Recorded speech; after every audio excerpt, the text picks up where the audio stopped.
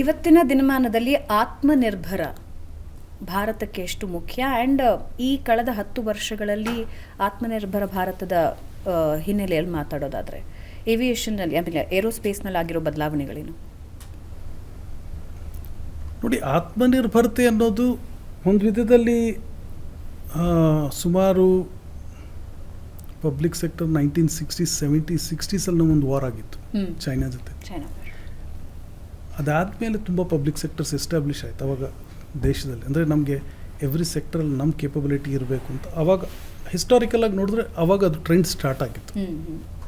Indian oil ಆಗಲಿ, ಎಷ್ಟೊಂದು companies form ಆಯಿತು. HAL ಅಮ್ಯಾಲ್ಗಮೇಷನ್ನು 1964 ಆಯಿತು. ಹಾಗಾಗಿ ಇವಾಗ ಬಂದಿರೋದೇನೆಂದರೆ ವಿಶ್ವದಲ್ಲೇ ನೀವು ನೋಡಿದ್ರೆ ಈ ಬಿಗ್ ಪವರ್ಸ್ ಎಲ್ಲೆಲ್ಲಿ ಫೈಟ್ ಆಗುತ್ತೋ, ಯುರೋಪ್ ಆಗಲಿ, ಗಾಜಾ ಆಗಲಿ, ಯಾವುದೇ ಆದ್ರೂ ನೋಡೋದೇನೆಂದರೆ ಈ ಸಪ್ಲೈ ಚೈನ್ಸ್ ಗ್ಲೋಬಲ್ ಇರೋದ್ರಿಂದ, ಮೊದಲು ಹಾಗಿರಲಿಲ್ಲ.